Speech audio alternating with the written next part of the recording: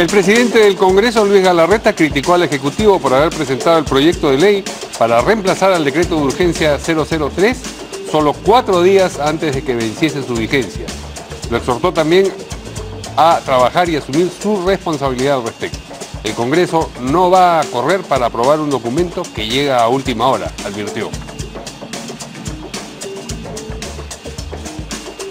El abogado de Jorge Barata, Carlos Kaufmann, aseguró que su patrocinado está dispuesto a colaborar con la justicia peruana, por lo que se reunió hoy con el fiscal Rafael Vela, coordinador de la Fiscalía de Lavado de Activos, para ultimar detalles sobre la declaración del ex directivo de Odebrecht. En declaraciones a la prensa, Kaufmann presentó el compromiso del fiscal Vela para que las declaraciones de Barata no vayan a ser compartidas con el procurador del caso Lavallato, Jorge Ramírez.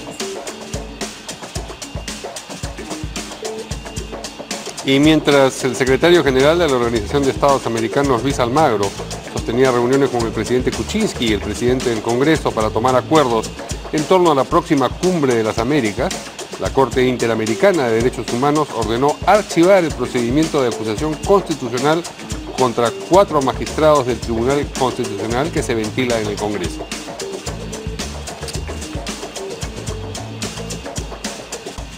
El presidente legislativo Luis Galarreta informó hoy que los denominados Avengers no pueden conformar una bancada mixta porque no se han cumplido los pasos previos que establece el reglamento del Congreso para lograr ese fin. De otro lado, el parlamentario Clayton Galván sostuvo que 8 integrantes de Fuerza Popular han confirmado su abstención de la eventual votación de una renovada moción de vacancia presidencial. Y para estar al día con la información nacional e internacional, usted tiene que seguirnos, ya lo sabe, en nuestra página web www.canaln.pe.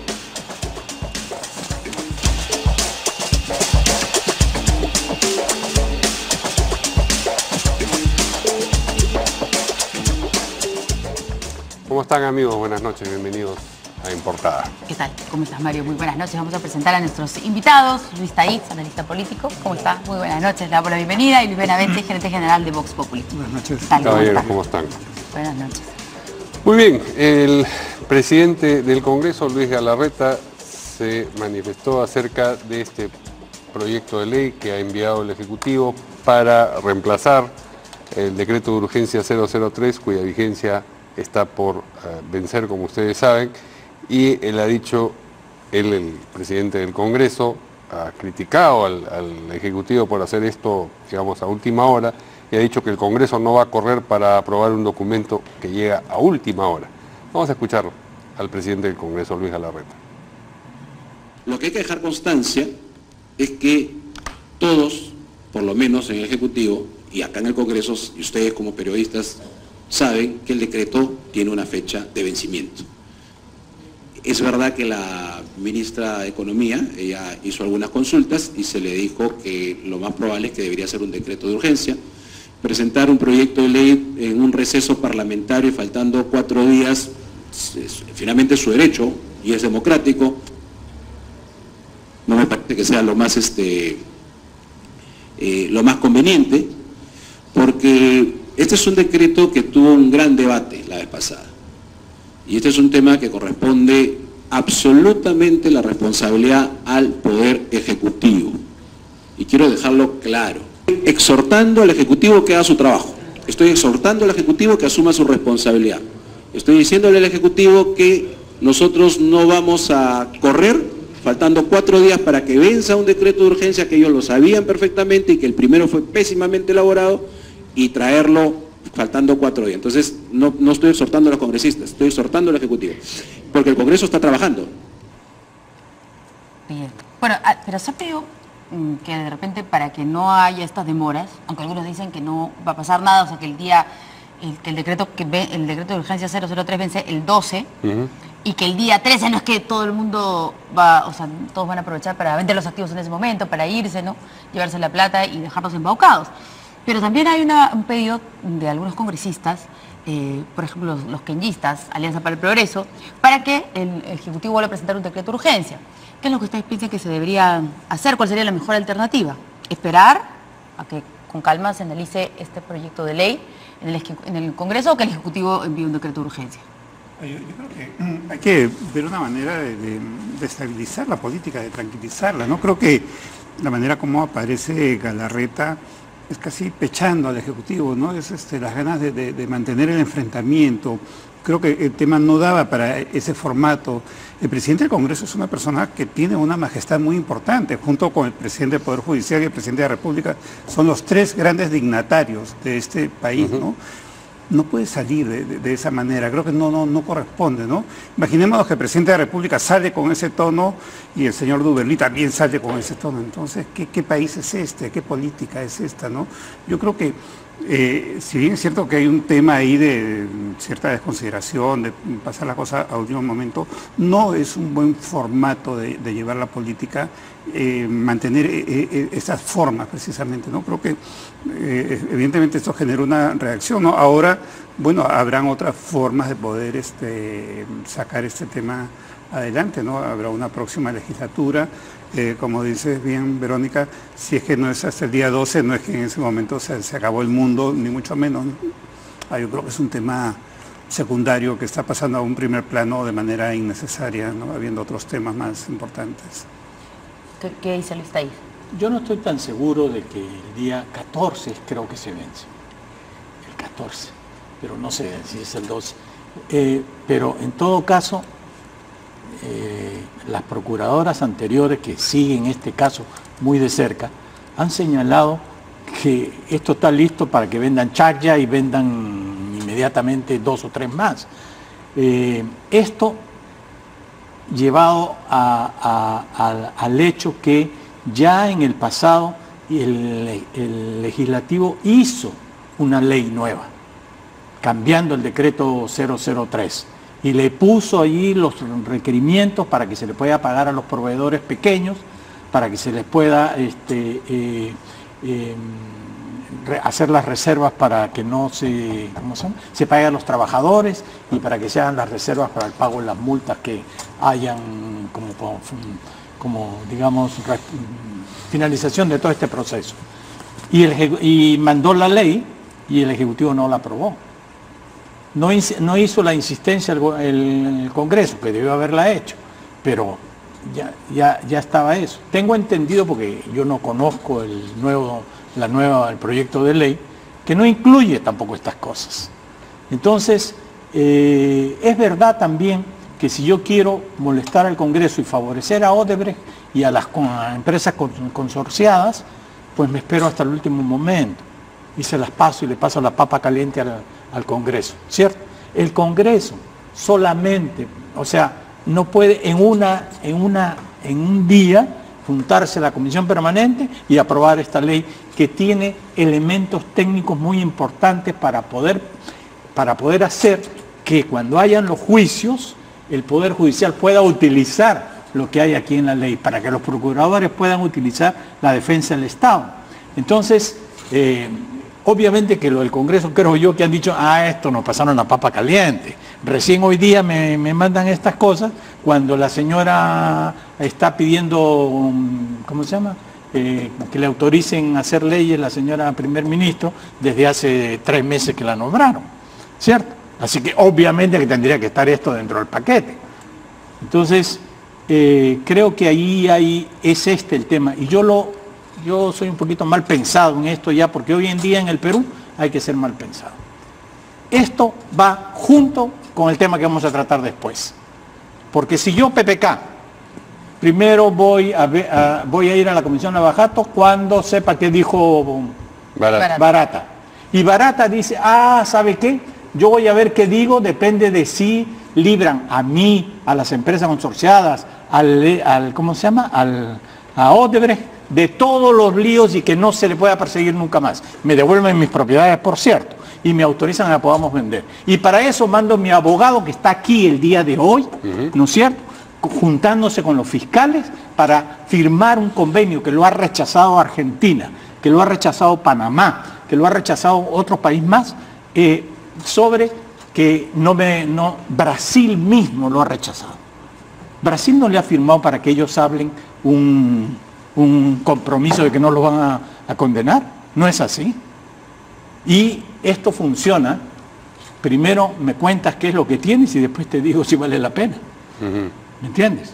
Esto no está procediendo así. Entonces aquí hay demasiada cosa en el medio, a mi manera de ver. Entonces yo creo que en esto, ya se ha dicho una vez, deberían haber nombrado, ¿no es cierto?, unos, así como hacen con una empresa privada que entra en ¿cómo se llama?, en SUNAT con problemas. ¿Qué hacen? No, nombran un tercero. En Indecopi. O en Indecopi. Nombran un tercero que es el que se encarga de la empresa. Claro. Y listo. Y vayan trabajando, por supuesto, vayan trabajando. Y ahí vamos viendo. Y este señor tiene que garantizar que no se hace A, B, C y D. Que se le pagan a X, Y y Z. ¿Me entiendes? No lo han hecho. ¿Por qué? Se lo han hecho a Universitario de Deportes, a Alianza Lima, no sé quién, pero no se los hacen a los, ¿cómo se llama?, a los que deben hacerse.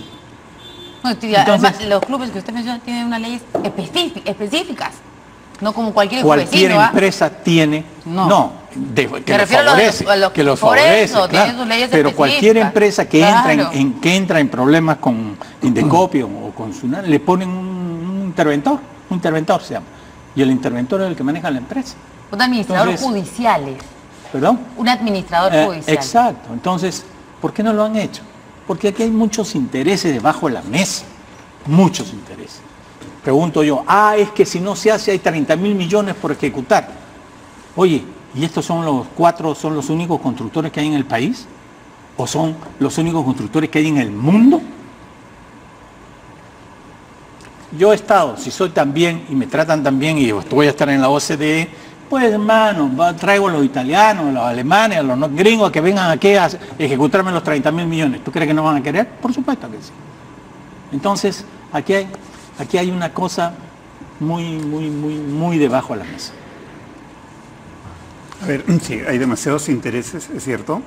En general la economía peruana ha tenido un repunte en los últimos 15, 20 años y el tamaño de los negocios del Estado ha aumentado en esa proporción, pero junto con esos intereses también hay demasiada corrupción que no termina de salir, ¿no? Que hay una puja permanente para tratar de ocultar, ¿no? Y que está comprometiendo prácticamente a todos los ex gobernantes, que incluso compromete al actual o comprometería al actual gobernante, y a mandos medios no tan bajos, sino de ministros, viceministros. Los mandos superiores, ¿no? Digamos. Mandos superiores, ¿no? Una jerarquía burocrática de los últimos 20 años que ha estado involucrada a la vista, ¿no? Pero todo eso tiende a tratar de ocultarse, ¿no? Vemos como, por ejemplo, en el caso de transportes, cayó el señor Cuba, está en la cárcel, en fin, ¿no? Pero luego no sabemos qué más hay ahí, ¿no? Entonces, yo creo que hay a la vista, o podemos sospechar que hay un ocultamiento de las cosas que están pasando, ¿no? Ahora, el mismo rol de la Fiscalía es complicado. Hace un año se hablaba de una Fiscalía que no tenía presupuesto, creo que el presupuesto anual era de 10, 11 millones de soles para un trabajo demasiado grande, ¿no? ¿Cómo poder hacer una labor si es que no hay el presupuesto suficiente? Luego vino el tema de cuestionamientos a fiscales de la Nación en el Congreso, ¿no? Bueno, en algún momento hemos conversado ese tema, ese es un tema también peligrosísimo. Y luego, de pronto había como un sector más involucrado en las investigaciones fiscales, había una presión para que los otros sectores también sean involucrados, y ahí aparece Villarán, las contrapartidas de la corrupción. Alcaldes y gobiernos regionales. Había que cubrir más espacios, ¿no? Pero al final de cuentas yo creo que no estamos viendo los resultados de una gran investigación, no estamos viendo una justicia anticorrupción, estamos viendo al final de cuentas como que hay fuerzas muy poderosas que están tratando y están logrando cierto ocultamiento de lo que está pasando en realidad, ¿no? Ahora tenemos el caso de Barata, se ha venido el abogado de una manera un poco ruidosa, ¿no? Porque si habían algunas condiciones debió ser algo más normal, no tan negociado, no tan visible. Barata, que se ha convertido en una especie de pinche del 2018, ¿no? Porque ahora vamos a ver una pinche con poder. Con poder, claro. Porque es el que está marcando la agenda. Claro. Es quien Perdón, es el que decide. Pinchi también hacía eso. Pero no a ese nivel. Bueno, ¿cómo no especie, ¿no? Aquí estamos hablando iguales, de presidentes. Ah, Aquí estamos hablando de primeros gobernantes. Claro. Aquí no estamos hablando del señor que estaba ahí al lado. No. Aquí estamos hablando de la gente. perdón, realmente... acá te indultaron al presidente que ha estado metido en la cárcel por todo lo que pasó en esa época. También. ¿A quién? ¿De qué presidente? O sea, me refiero a que no es que ahora, o sea, no podemos decir que la Pinchi Pinchi era Chancay y que Barata no, o sea, por supuesto que puede estar al mismo nivel. Todo lo que decía esta señora fue fundamental, ¿o no? O sea, yo no niego que lo que decía ella fue fundamental. Ella estuvo manejando la agenda antifujimorista toda una época por el tema de Vladimiro Montesino y a quién le daba plata y a quién no. Totalmente de acuerdo. Pero esto es una cosa internacional, es una cosa en que está fuera de todo criterio, que un señor que vino a este país, corrompió, robó, se hizo de propiedades, compró propiedades, blanqueó el dinero robado aquí en el Perú, porque se compró las propiedades aquí en el Perú. ¿No es cierto? Ahora dice, miren, si quieren que ustedes hablen, que yo hable, ustedes me van a hacer A, B, C, D, E y F. ¿Y sabe qué más? Conmigo no hablen, hablen con el abogado. Con mi abogado a ver qué hacen. Y si firman lo que yo quiero que firmen, ahí voy a hablar. Y si resulta que cuando firmaron lo que él quería y dice lo que le da la gana, por favor, ¿en dónde estamos? O sea, bueno, es que es obviamente con el abogado que tiene que hablar. Estamos en el Perú. Sí. Nos hemos deslizado al otro tema, en realidad hemos dejado el decreto. Por eso te decía que estamos juntos. Vamos a regresar a lo del decreto de urgencia. Bueno, acá el señor Taiza ha lanzado esa hipótesis, ¿no es cierto? Que todo el mundo está esperando a Barata y que el decreto de urgencia o lo que lo reemplace, decreto de urgencia o proyecto de ley, que es el que va a venir justo después de lo que diga el señor Barata a fin de mes. Vamos a escuchar qué es lo que ha dicho el ex procurador Azabache sobre estos temas. Odebrecht ha reconocido haber obtenido ganancias ilícitas por 1.400 millones, estamos incluyendo en el paquete a Braskem, la empresa vinculada a Odebrecht, y en consecuencia ha aceptado pagar compensaciones por 2.800 millones de dólares. Ajá. El doble de los 1.400 millones reconocidos como ganancias ilícitas. En el Perú, o respecto al Perú, Odebrecht hasta ahora ha reconocido haber obtenido ganancias ilícitas por 143 millones de dólares. Atención con esa cifra, porque en todo el año que ha ocurrido, la Procuraduría, por cierto, esta Procuraduría tiene solo 4 meses en el cargo, nadie ha auditado la cantidad declarada. Nadie sabe en este momento. Esta cifra que cité recién, los 143 millones de dólares en ganancias ilícitas y la regla de multiplicarlas por 2 para compensar los estados, creo que deja completamente claro, y esa es la intención de la regla, que 60 millones es una cantidad absurda, ridícula. Pero tienen una historia. 60 millones se supone que son más o menos el doble de los sobornos. Bien, esa es una historia falsa. Los sobornos eran 29 millones en las declaraciones de diciembre del 2016. Pero si uno repasa las cifras de los casos que han empezado a descubrirse en diciembre de 2016, en las declaraciones de Washington, Odebrecht solo hizo referencia al Metro de Lima y a las IRSAs. Entre el Metro de Lima y las IRSAs, los sobornos suban 28.1 millones.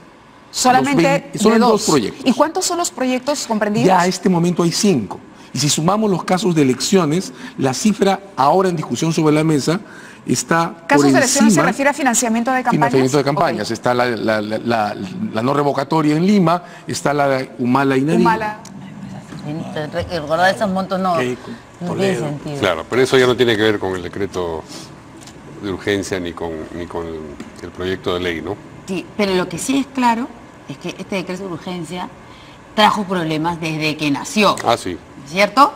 Entonces yo digo cómo el Ejecutivo puede salir además tan fácil a decir, bueno, ya ves, vamos a presentar un proyecto de ley diferente. No sé si mejor o peor, eso ya se encargarán los especialistas de decirlo, pero es diferente. Y lucharon tanto por ese decreto de urgencia, salieron todas las procuradoras y ahora ya ese decreto de urgencia no es que lo van a ampliar.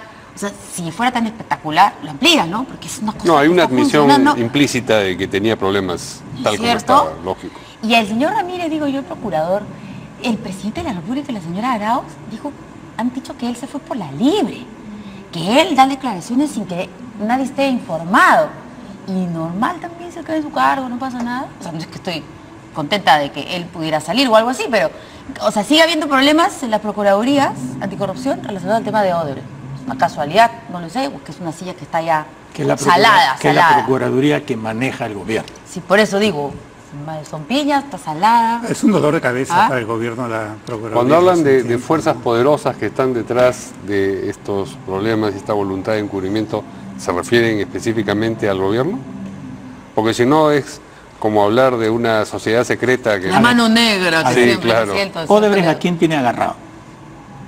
¿Odebrecht? ¿A quién tiene agarrado? Al gobierno, Pues a principalmente. varios funcionarios de este gobierno, Sí. no solamente al presidente, a varios funcionarios. Tiene agarrado a todos los políticos de este país, o a casi todos, ¿no es cierto? A los big Entonces shots, por eso ¿no? la pregunta vale, ¿es una Entonces, sola voluntad o hay una Tiene agarrado concurrencia? a las empresas constructoras más importantes del país, Ujú. ¿no es cierto? Y eso es plata, eso no es una cosa política, es plata. Entonces, Gobiernos regionales también, ¿no? gobiernos regionales, municipios. Entonces, obviamente que a nadie le conviene que algo pase. Entonces, pero es No una pasa feliz nada. concurrencia de montones de intereses. De casualidad, O ¿no? hay, Es o hay- una convergencia de los intereses. Illuminati están detrás Es una del- convergencia de intereses Sí. malsanos. Eso es. Amigo. pero no hay una inteligencia que está manejando. Siempre hay una inteligencia. Siempre hay detrás una de esta inteligencia cosa. que Pero está. obvio. O sea, Y yo alguien que creo que en este coordine. caso ¿Sí? en este caso está el grupo de Odebrecht que sigue manejando esta cosa, que metió a jueces, que metió a fiscales, que metió a ¿cómo se llama? A la gente que hace los Ya. acuerdos extrajudiciales, ¿cómo se llaman? Los jueces, conciliadores, ¿no? los arbitrajes y todo ese Uy, tipo de esto de los cosas. arbitrajes ha sido... Pero por favor, entonces, ¿y qué quiere Odebrecht? Odebrecht quiere venir a volver a trabajar aquí y quiere venir a volver a hacer su negocio. ¿Por qué está exigiendo barata para hablar él como persona que perdonen a Odebrecht de todas sus cosas? ¿Por qué? Porque le ha dicho Odebrecht, no te preocupes, manito, yo te lo resuelvo, tranquilo. Vamos a escuchar al señor Kaufmann. A Kaufmann, el señor Kaufmann, efectivamente el abogado de Jorge Barata que está acá en Lima. Ese señor, ¿cómo puede? O acordo está em andamento, mas na verdade ele prestará declarações e esses depoimentos, o que for falado não pode ser utilizado contra ele nem contra a empresa. Isso é uma questão de cumprimento de acordo do Brasil. São questões do Brasil, da justiça brasileira e do acordo que ele celebrou no Brasil. ¿Ha participado los fiscales Germán Juárez Atoche y José Domingo Pérez? Não, eu deixo na verdade agora detalhes, eu gostaria que vocês até tirassem com o Dr. Vela. Ele certamente ele poderá esclarecer os detalhes melhor que eu. O que eu posso garantir é que Jorge Barata está à disposição do Dr. Vela para declarar aquilo que for perguntado. En algún momento en calidad de Por testigo. favor, traducción. Traducción libre. O sea, dicen que es casi como Que ha el venido a castellano, pero yo no preparar entiendo nada. la visita de los fiscales. Eso es lo que dice, que ha venido a preparar la visita a los fiscales. Pero, a ver, a mí me sigue extrañando el rol del señor Kaufmann, ¿no? Porque es un rol muy, muy público. Finalmente, una persona que da un testimonio que tiene que coordinar, ¿no? Ahora, se entiende No es un que testimonio cualquiera, es un claro, colaborador eficaz. Ya Barata han habido quería acuerdos. ciertas garantías, ¿no? Pero eso lo podía hacer público como Yo- lo hizo el mismo Barata, y bueno, el Estado peruano vería si es que le hacía caso o no. Pero que venga un Nuevamente operador pensando como un mal, abogado, ¿a qué viene este tan en público? A pechar a alguien que no quiere o que está renuente a hacer lo que están pidiendo. Obvio, pues. Claro, se puede pensar cualquier cosa, ¿no? Porque es extraña la visita, ¿no? Que sea un personaje que tenga contacto con muchos involucrados en este tema, ¿no? Porque hay mucha gente involucrada. Lo has mencionado, Luis, hace un momento, ¿no? Expresidentes, ministros, presidentes regionales, alcaldes, Congresistas, obviamente. empresarios. Es una listita, ¿no? Ese es un tinglado que De requiere de un congresistas. operador que combine. Entonces, más lo veo como un operador de estos intereses ocultos, ¿Sabe qué me sucios, Pero hay, ¿no? lo que dice Lucho es que la circunstancia de que sea tan público Es porque está- entraña un propósito Exactamente. disuasivo Acuérdate o tú, persuasivo. ¿Te ¿no? acuerdas de la Mensaje. película El Padrino? Sí. Cuando el Senado está investigando al este y, Sí. y ellos traen a un señor desde Sicilia, que lo único que se hace sienta atrás. es sentarse ahí Sí. y se acabó. Eso es. Bueno, Bueno, quedan algunas es un interrogantes en perfil ese bien, tema, ¿no? bien inquietante el... Oye, es que realmente la cosa en el país no está para nada. El nivel de inmoralidad y de falta de valores en el país está llegando al mínimo de poder vivir en comunidad. No puede ser. El fiscal Pablo Sánchez ha declarado también acerca del procurador. Ahí hay un conflicto, como ustedes saben, acerca de si van a compartir o no van a compartir la información con la Procuraduría. Tenemos una claqueta con las declaraciones del fiscal. Declaró al comercio. Dice, el procurador, le preguntan, ¿no? ¿Fue un factor que entorpeció la declaración de Barata? Responde el fiscal.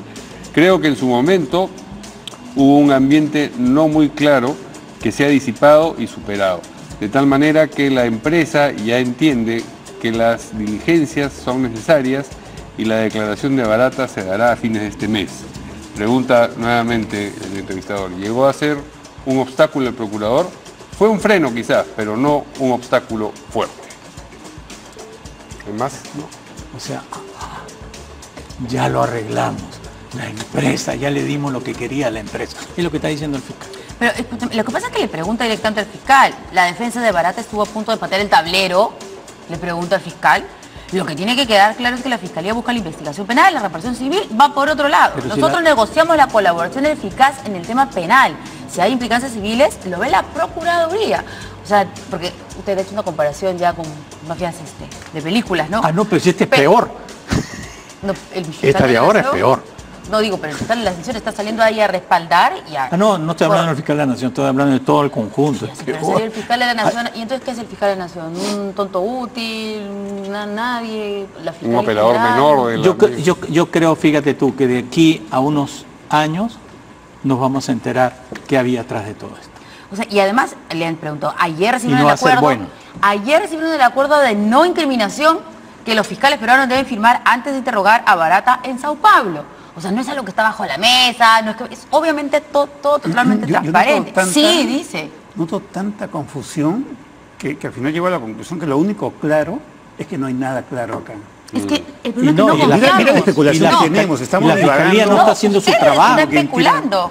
Bueno, estoy especulando, cierto. Claro, él está especulando principalmente, ¿no? Lo que pasa es que, y entiendo, señor Thaís, es que nadie confía en las autoridades. Eso es lo que pasa. Nadie confía en nadie. Entonces nosotros tampoco no confiamos ni en los fiscales, ni en la investigación, ni que quieren llegar a la verdad. Siempre queremos que haya algo detrás. Y esto le pasa a todos. Desde la persona que no sabe si el policía lo está parando para pedirle la gaseosa, o porque es viernes, o porque realmente estoy infringiendo las reglas. Hasta que venga el abogado de Barata. Entonces tú dices, ¿para qué está viniendo? No, ¿a quién quiere asustar? ¿Qué cosa viene a hacer? O que está negociando, para ser más claro. Obviamente, sí, bueno, pasa por eso. El presidente del Poder Judicial, Duverger Rodríguez, también ha mencionado, ha abordado la materia y le ha pedido a la Fiscalía seriedad en los casos y ha dicho algo también sobre la reparación civil que tendría que pagar Odebrecht.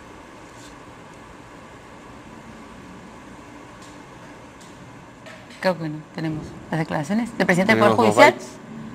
A ver si nos ayuda, por favor. ¿Qué pasó? Se cambió de chamba el señor Duverger. Está de enterrador. Qué horror. Está bien. Vale la disculpa. Cambió de chamba. En un proceso de colaboración eficaz y en un proceso de mega corrupción política, yo creo que lo que más le interesa a la salud moral del país es el descubrimiento de la verdad y el castigo de las personas que hayan incurrido en actos de corrupción. De tal manera que eso para mí es lo prioritario. En segundo lugar, debe quedar el tema de la reparación civil, porque no estamos en un proceso donde el agraviado es una persona individual y donde de repente le puede interesar más la reparación civil que la pena. Pero en el caso de corrupción yo creo que al país le conviene más el castigo para las personas que han robado al Estado y por tanto la reparación civil debe tener un rol, digamos, secundario. No es que no haya reparación civil, pero no debe ser lo principal o lo prioritario. Y en cuanto al cálculo de los montos, obviamente eso los tiene que sustentar debidamente el procurador, que es el que representa los intereses del Estado. Bueno, es la discusión interminable de qué cosa es más importante, ¿no? He visto las declaraciones de Odebrecht que dice que solo 28 millones han coimeado. O que en otros si países 20 le dieron, era el doble, el triple. Si 20 le dieron a Toledo y 8 le dieron a no sé quién, hay por ahí alguien que le han dado, no, perdón, 3 a Fujimori, 23 y por ahí. O sea, estos son unos angelitos. No puede, 28 millones de dólares. 28 millones de dólares. No han dicho nada más todavía. Bueno, por lo menos tenemos la información. Esa información vino de Estados Unidos. Así es, esa es la información que vino de Estados Claro. Unidos. Claro, esa a la que ellos están agarrando. De 2016. Imagínate. ¿Quién debiera de hacer el cálculo? El Ahí Ministerio de comenzó Justicia. todo. Ahí comenzó todo. Todo Con ese el Ministerio de etapa, Economía, que debiera de saber cuánto se ha perdido por todo esto. Bueno, y eso es con una empresa, ¿no? si hablamos de todo el sector construcción, bueno, claro. y si hablamos de telecomunicaciones, de finanzas, de energía, también, de minería, Las etcétera. Por supuesto, así es. Bien, vamos a una pausa y vamos a regresar luego con lo que ha declarado la Corte Interamericana de Derechos Humanos acerca de la acusación constitucional que se le seguía a 4 magistrados del Tribunal Constitucional en el Congreso.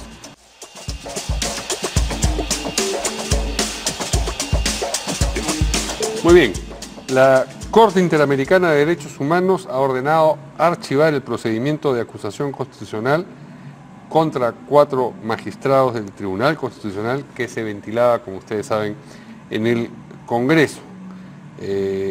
Esto, por supuesto, ha generado reacciones. Entiendo que hay un comentario de Héctor Becerril, pero también ha comentado con nosotros, con Canal N, la noticia el ex presidente del Consejo de Ministros, Pedro Cateriano. Vamos a escuchar qué dijo. Las resoluciones de la Corte Interamericana de Derechos Humanos se tienen que cumplir y acatar y ejecutar como cualquier resolución judicial dictada por un juez nacional. Y no hay... En ese sentido, sí, quien nos representa es el gobierno y el procedimiento establecido a nivel de la Corte Interamericana y también de la Comisión Interamericana es que el Estado tiene la obligación de informar acerca de las acciones que ha realizado, ¿no? Claro. Ahora, ¿no hay ningún mecanismo para apelar a esta decisión? O, por ejemplo, siempre hay el argumento, ¿no?, de la soberanía, de no sé qué cosa. No, bueno, pero... Bien, como decía Héctor Becerril, que es vocero alterno de Fuerza Popular, la principal fuerza en el Congreso que estaba, digamos, detrás de esta iniciativa. Que recogió, ¿no?, la de los marinos. Sí, pero, digamos, es la que la estaba impulsando dentro del Congreso. Ha calificado de injerencia abusiva el fallo de la Corte Interamericana de Derechos Humanos. Ha dicho: personalmente creo que esta es una injerencia totalmente abusiva de parte de esta ideologizada Corte que se está inmiscuyendo en temas que en realidad no le corresponden. La pregunta entonces es, ¿de verdad no le corresponde? Yo veo acá dos cosas. Bueno, puede haber muchas lecturas, muchos enfoques, muchos elementos para mirar este punto, ¿no?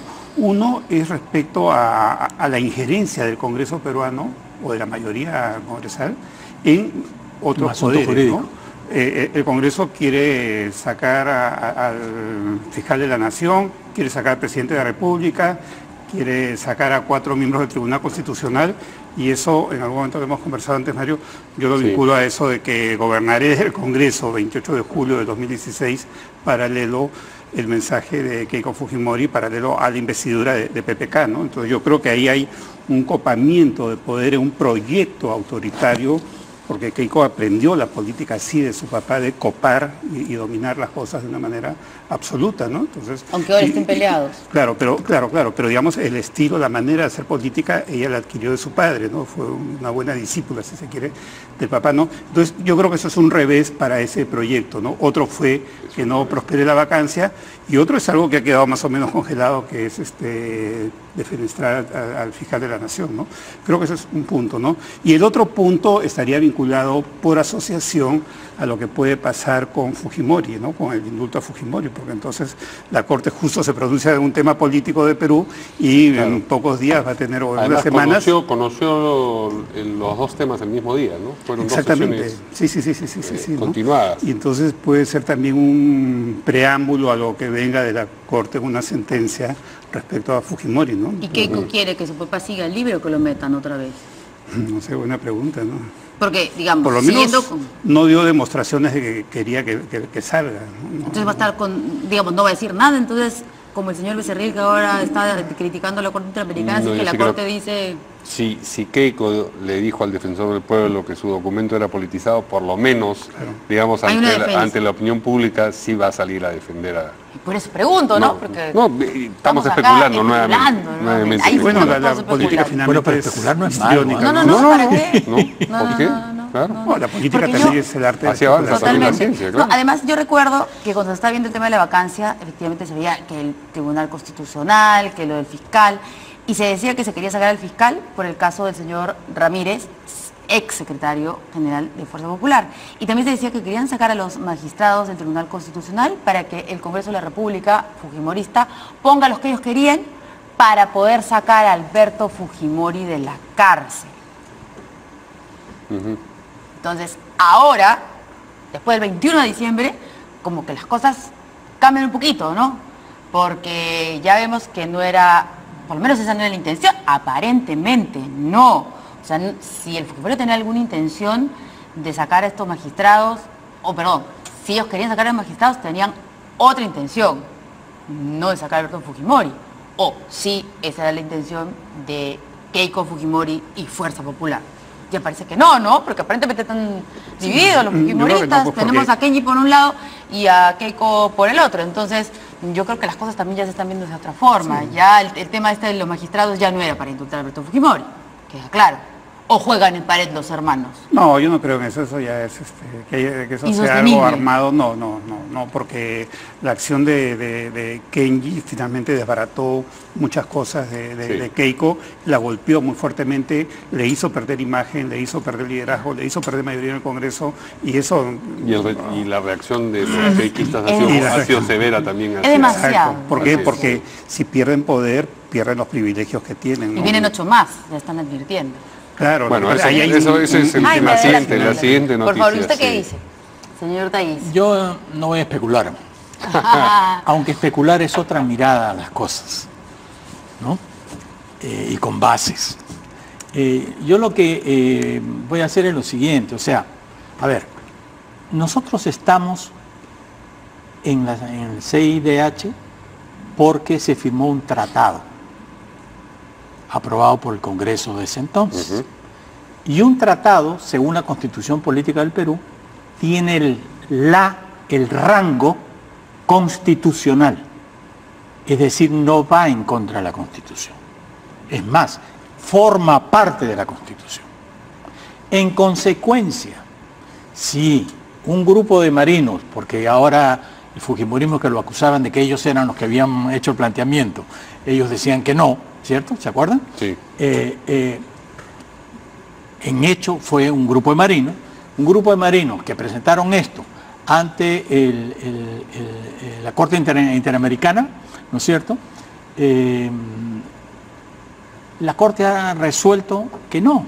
Un grupo de marinos. No, un grupo de marinos al Congreso, exactamente. Y apoyado por el congresista Olechea. Porque los constitucionalistas, los miembros del Tribunal Constitucional hicieron su apelación a la Corte Interamericana, ¿verdad?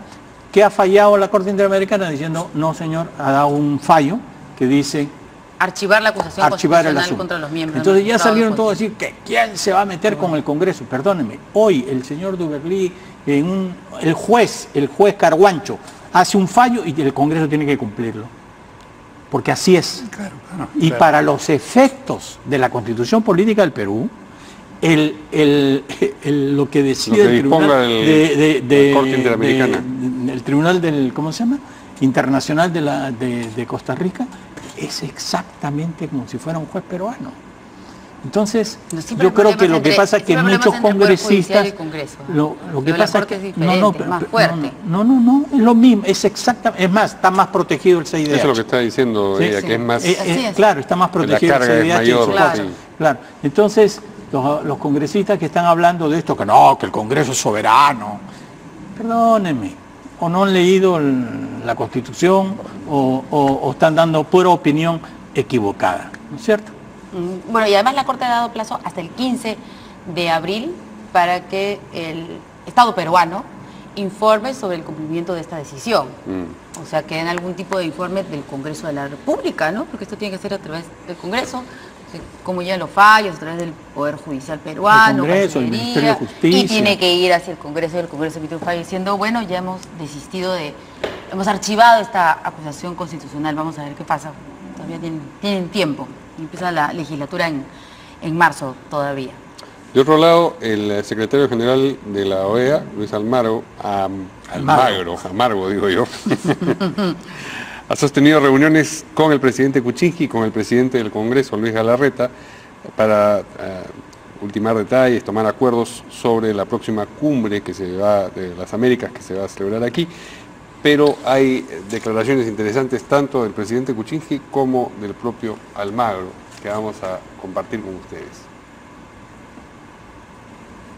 Delegados de todos los países invitados comienzan ya a reunirse en nuestra capital.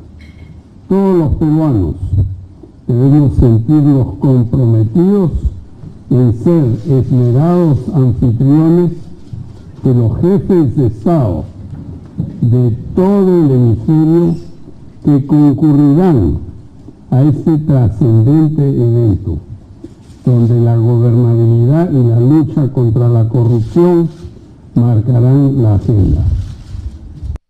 El mismo presidente Pedro Pablo Kuczynski, que el 2 de noviembre en Buenos Aires, en una cena en el Teatro Colón, me refirió respecto a su iniciativa de otorgar el indulto al presidente Fujimori, mucho antes que entrara cualquier periodo de vacancia. El presidente Kuczynski obviamente que era consciente de los riesgos que eso tenía, pero también, más allá de lo que definitivamente hacemos nuestro, por lo señalado por el sistema interamericano, demostró firmeza y liderazgo para firmar decisiones que eran importantes. Curioso que mencione el asunto del indulto, diría que ya el 2 de noviembre no parecía estar contento. incómodo, sí. No tan relajado como no creo que se esperase que dijera una cosa así, no venía a cuento en esa... Yo creo que estaba conversado. Estaba conversado. Sí, claro. Ajá. Perdóname, o sea, yo he sido funcionario internacional por 30 años de mi vida, ¿no? Entonces, cuando uno llega a visitar un país, primero, lo primero que dice, todo este país es lo más maravilloso que es. Ah, sí, claro. ¿Está? Segundo, uno acuerda con el gobierno los puntos. Tú puedes no querer colaborar con algo y eso no se trata. ¿Me entiendes? Entonces, estos son... ¿Y cuál es la ganancia? Es como si firmaras un acta. Presidente Kuczynski, ¿Su ganancia cuál es? En que diga la OEA, de quien depende, la Corte Interamericana de Justicia, está de acuerdo conmigo. Y obvio que yo no he negociado nada bajo la mesa. Pero obvio. Almagro va contra Almagro ahí, porque él más bien ha tenido un perfil más democrático, se ha enfrentado a dictaduras, ha hecho cuestionamientos. Un lío especial en Venezuela. Acá, claro, ¿no? Porque él es puro, él ha sido uno de los fuertes contra el tema de Venezuela. Pero yendo un poco al tema del cual vino el señor Almagro aquí. Ustedes se dan cuenta que vamos a tener a toda América Latina discutiendo a los gobiernos. ¿En qué momento? Sobre la corrupción. En nuestro país, que se distingue, entre comillas, desgraciadamente, por ser un país con muchos presidentes ya, unos enjuiciados, otros fugados, otros en la cárcel. Bueno, indultados en este caso, ya no hay ninguno en la cárcel. No, sí hay, Humala. Etcétera. ¿Será que van a tratar el caso de Lavajato a nivel interamericano? Debieran. Claro, ese es el tema más actual. ¿Será que van a tratar el tema de las elecciones venezolanas en esa reunión, la previa? Y de cómo van a hacer que el gobierno venezolano no se reelija sin contendores. O sea, mucho fariseísmo, ¿no? Claro, ahí hay, a ver, muchos han cuestionado a la OEA permanentemente desde los 90, recuerdo muy fuertemente, de que era un mecanismo que no era operativo, ¿no? Y había posiciones muy radicales contra la OEA, ¿no? Bueno, América Latina tiene algunos mecanismos, tiene, qué sé yo, por ejemplo, a ver, el Grupo de Lima, ¿no? Ya la canciller nuestra ya está interviniendo en el tema. Perú ha tenido una posición muy clara contra Venezuela. Curiosamente, Perú también se enfrentó a Corea del Norte cuando el vicepresidente americano pidió demostraciones contra Corea del Norte, ¿no? Y el gobierno de PPK, muy solícito, expulsó, creo, ¿no? al embajador de Corea del Norte, ¿no? Bueno, sí, la presión internacional sabemos que es importante. Alguna vez nosotros en los 90 esperamos esa presión para beneficio nuestro, cuando había cuestionamientos al régimen de Fujimori, ¿no? Después del golpe. Después del golpe, claro. Y a las finales con el fraude electoral también, a finales de los 90, ¿no? Finalmente, América Latina va combinando sus cosas de esa manera, ¿no? A ver, con Chávez había también una cuestión que era gobiernos que a veces no lo aplaudían, pero que se beneficiaban con Chávez, desde Brasil o Argentina tenían... No, acordémonos que la OEA apoyó de alguna manera el golpe de Fujimori, claro, de cerrar el Congreso. Sí. O sea, Sí. De hecho, la OEA tiene muchas páginas de negras en su vida. Y uno de los temas que tiene la OEA, los organismos internacionales en general, es los recursos con los que viven. Ellos deberían de recibir recursos de los ciudadanos. Parte de los impuestos a los ciudadanos debieran ir allí a nombre de los ciudadanos, no de los países. ¿Me entiendes? Entonces serían más libres. Claro, son porque ahora burocracias. el país, ¿quién maneja el 90% del presupuesto de la OEA? Estados Unidos. Sí, claro. Y ya sabemos cómo está manejando Estados Unidos las cosas. ¿Cierto? Pero son burocracias internacionales con muchos privilegios, ¿no? OEA, Naciones Unidas, en fin. Y bueno, buscan la verdad que son los justificarse con hermanitos algunas pobres de acciones. los organismos internacionales, ellos. Es verdad. Bueno, vamos a una pausa y regresamos con algunas novedades sobre los Avengers. ¿Sobre quién? Los Avengers.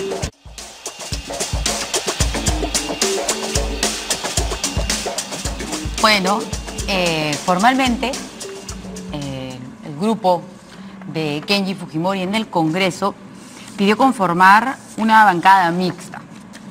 El presidente del Legislativo ha informado que ellos no han cumplido los pasos previos que establece el reglamento del Congreso para poder conformar esta banca mixta. Y por otro lado, el señor Clayton Galván, uno de los disidentes fujimoristas, o más bien dicho, keikistas, así como la señora Maritza García, han anunciado que se vienen 8 más. Así es, en una entrevista a La República, le preguntan por la vacancia, él dice es preocupante la situación por la que pasa nuestro país, por esa inestabilidad política, muchos funcionarios ya no quieren firmar ningún documento. Y luego dice, los fujimoristas no agrupados seguimos evaluando, ahí se está refiriendo a los kenyatas. Dice también, no creo que proceda esta vacancia porque habrá sorpresas. Y hay 8 colegas de Fuerza Popular que han confirmado su abstención. Le pregunta el periodista, ¿esos 8 congresistas podrían sumarse al nuevo grupo que ustedes conforman? Todavía no estoy informando de que se vayan a retirar, de Fuerza Popular. Eso ya lo determinará el grupo político. Pero por lo pronto está diciendo que, o está confirmando que se abstendrían en una eventual votación de una nueva iniciativa para la vacancia presidencial. Eso... Es una jugada de Kenji otra vez, ¿no? Porque, bueno, yo creo que en aras de que la gente sepa de qué se está hablando, creo que el presidente del Congreso le debe una explicación al país. Y debiera de decirle, no hemos aceptado la nueva bancada por A, B, C, D y E. Le quedó claro a todo el país. Porque eso de no hacerlo, de decir simplemente, no cumplieron, no es suficiente. Hoy en día la gente desconfía de los políticos. En consecuencia, los políticos tienen que confirmar lo que dicen a través de papelito manda, ¿verdad? Eso por un lado. En segundo lugar, yo creo que, bueno, si yo estuviera en la bancada de estos señores, o en el grupo de estos señores, también diría, ahora se vienen otros más. Pero ojo que están tratando el tema de la vacancia con mucho cuidado esta vez. Porque ya se pusieron en un grupo de trabajo Nuevo Perú y Frente Amplio para armar una sola propuesta, en la cual tienen que sacar todo el tema relacionado con el indulto y solamente poner los temas que están relacionados con los actos, digamos, de corrupción que se han estado, digamos, que han salido a luz, ¿no? Y con eso preparar una nueva posición. Aún así, me parece que si cuentan los votos y cuentan los 61 de Keiko, aparentemente tendrían justo 87 votos, porque el APRA aparentemente no está dispuesto a votar por eso, ya tiene 2 ministros del APRA en el gobierno, así que ya no puede, ¿no es cierto? Ya hay trabajo para los compañeros. En segundo lugar, Acción Popular Acción también se ha Popular está manifestado, sí. allí.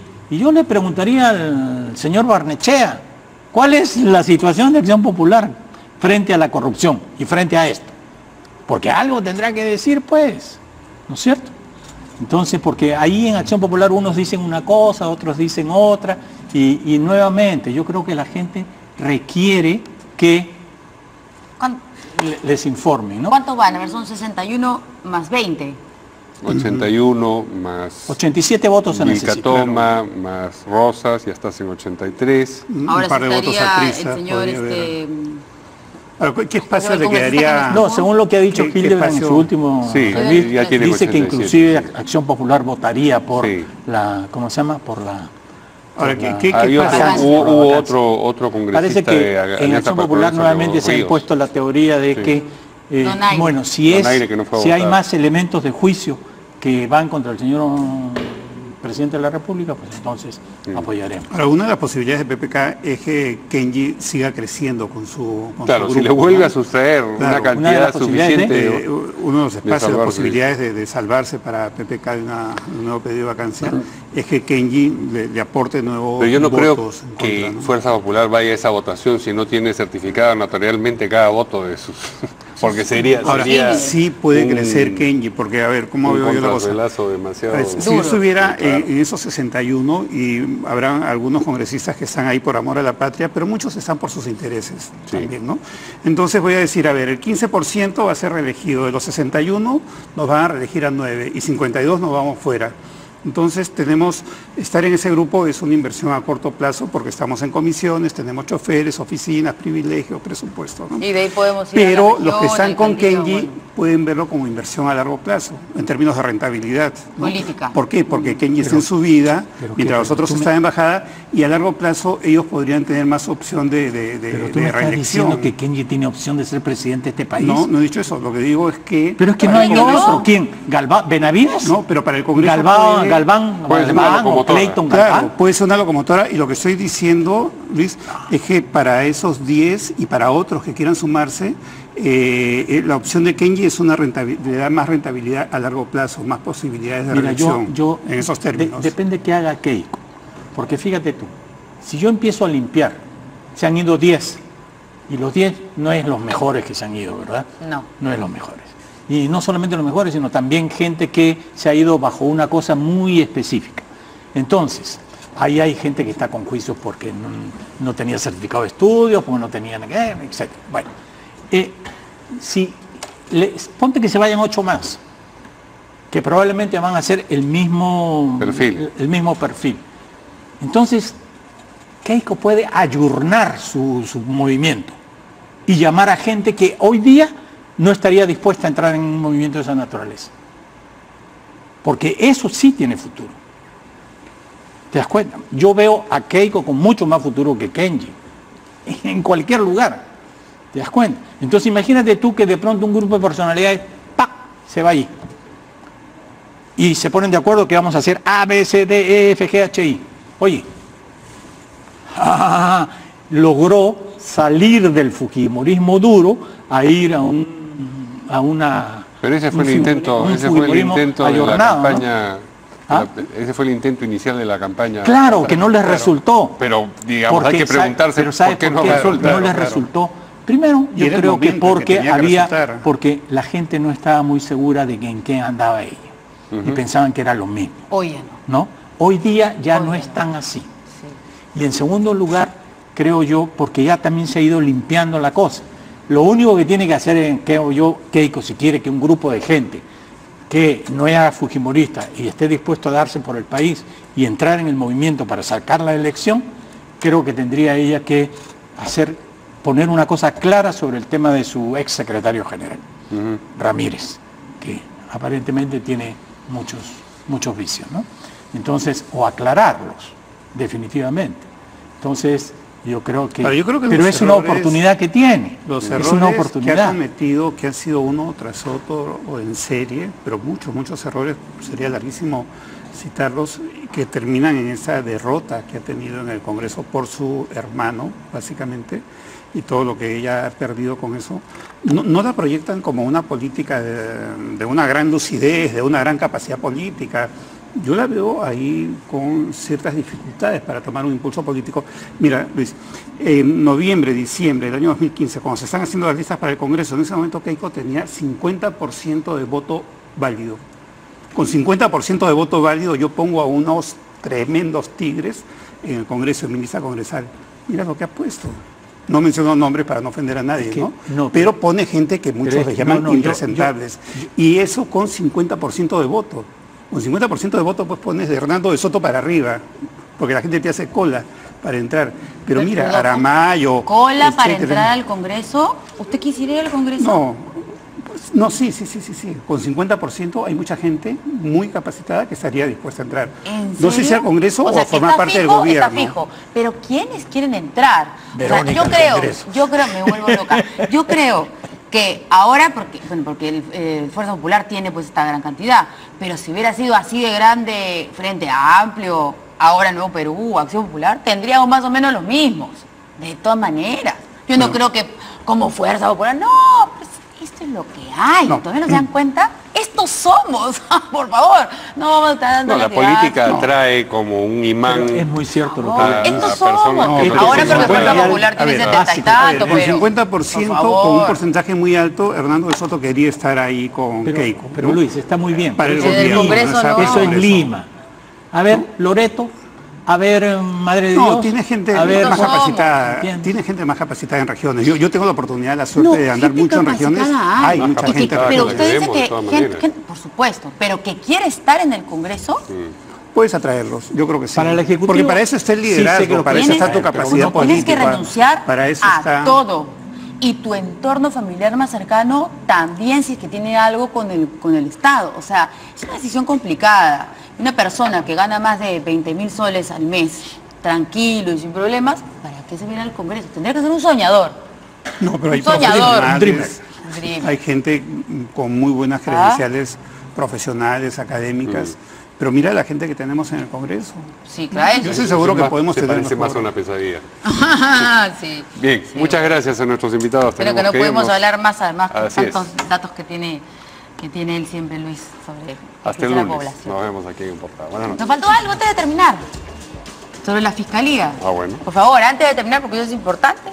A ver, fuentes de la Fiscalía nos dicen que la legislación internacional con Brasil es a partir de la cual se origina la solicitud de firma de los términos de no incriminación, están respondiendo ahí, de sus delatores premiados a los fiscales peruanos y a fiscales de todo el mundo. No son documentos ni términos exigidos por la empresa Odebrecht, sino por las autoridades brasileñas. La reunión sostenida hoy por el fiscal superior Rafael Vela Barba con la defensa de Barata no fue para coordinar estos términos. Por otro lado, Argentina no los firmó porque su legislación no lo permite, no por otros motivos que se han especulado. Hecha la aclaración, nos despedimos. Ya no hay réplica. Ya, no hay réplica. Hay fin nomás. Pero hay réplica. Hay réplica, muy bien. Está bien. Adiós, gracias.